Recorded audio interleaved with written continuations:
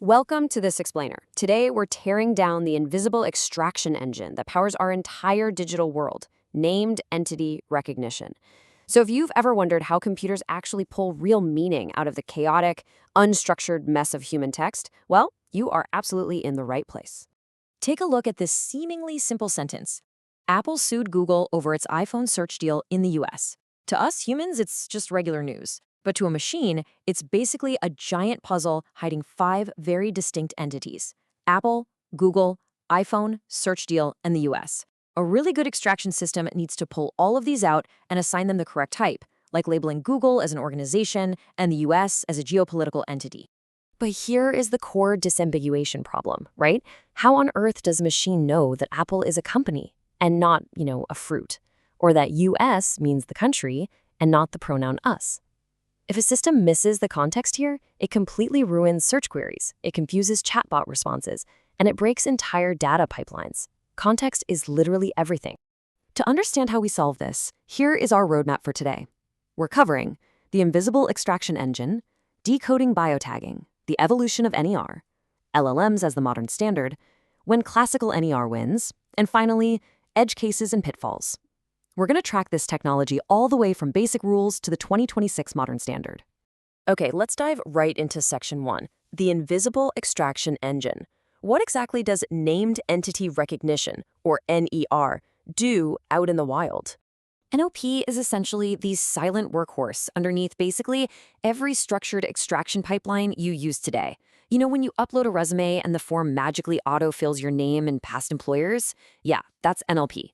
It's scanning compliance logs, scrubbing patient names to anonymize medical records, grounding your favorite chatbot so it doesn't hallucinate facts, and automatically extracting clauses from massive legal contracts. You almost never see it, but you constantly depend on it.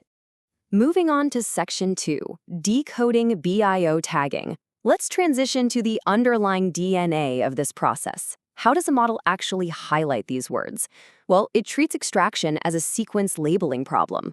This table brilliantly illustrates BIO tagging, which is the fundamental concept behind sequence labeling. BIO stands for beginning, inside, and outside. Take the phrase New York City is. The model labels new with a B tag, specifically BGPE for beginning of a geopolitical entity. Then York and City get IGPE tags, meaning they're inside the entity. And the word is just gets an O for outside. By using this tagging scheme, the model can chain multi-token entities together into one cohesive concept. It's how it extracts spans of text of absolutely any length. All right, section 3, the evolution of NER. The fascinating thing about NER is that the pattern of its history is basically the lesson itself. Each step was invented specifically to solve the limitation of the one right before it. Starting pre-2016, we really just relied on classical models, think statistical guessers and simple rules. But in 2016, we saw a massive leap with neural networks like the BiLSTM architecture.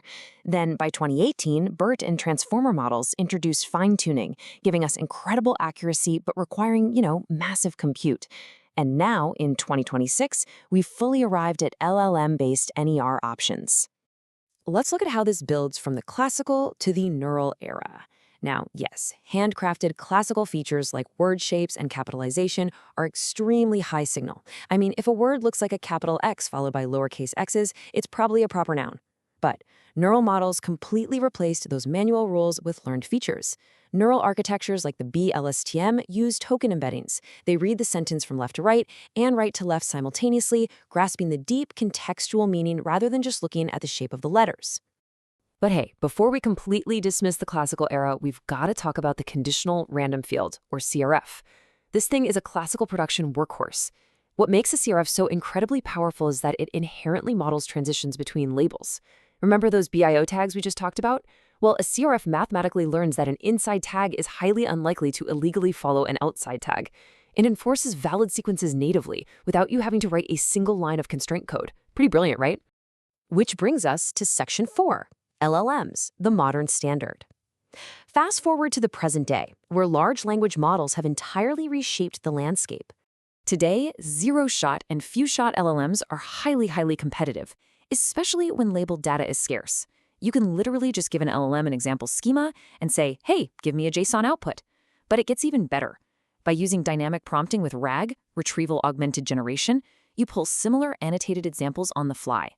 In recent benchmarks, this specific strategy dramatically lifts accuracy for complex biomedical data. We're talking an 11 to 12% increase in the F1 score over static prompting. And for massive documents, like huge legal contracts, extracting one entity type at a time ensures the model doesn't lose recall as the text gets longer. Now, what's really interesting here is how we can push LLMs even further by decomposing the task. Instead of a simple one-shot prompt, we break the whole shebang into 4 distinct stages: candidate extraction, meaning explanation, judgment, and recheck. Actually, forcing the LLM to explain the meaning of a candidate entity before making its final judgment leads to substantial improvements, especially in highly technical fields like legal and scientific domains. All right, Section 5, when classical NER wins. Let's bring ourselves back down to earth for a second and impartially look at why LLMs aren't some universal magic bullet. So the crucial takeaway here is that classical models still easily win out in very specific, high-stakes environments. If your system requires a latency budget of under 50 milliseconds, yeah, an LLM is far too slow for that. If you already have tens of thousands of labeled examples in a stable domain, a fine-tuned classical model gives you 98% plus accuracy for a tiny fraction of the compute cost.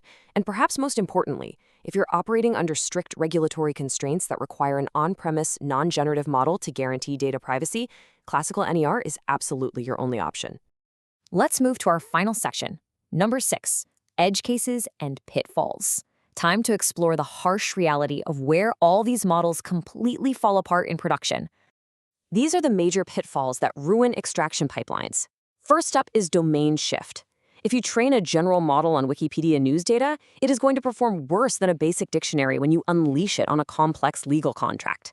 Then you've got long entities, like the United States Federal Deposit Insurance Corporation, which token-level models accidentally just chop right in half. And sparse types, like super-specific medical dosages or obscure drug brands, they often simply won't be recognized by general-purpose models at all. And this brilliantly illustrates one of the biggest headaches: nested entities. Take the text Bank of America Tower. Standard BIO tagging completely fails here. Why? Because Bank of America is an organization, but the entire span, Bank of America Tower, is a facility. The labels overlap. Standard BIO cannot represent overlapping spans, which forces you to use complex multipass or span-based models to capture what's actually going on.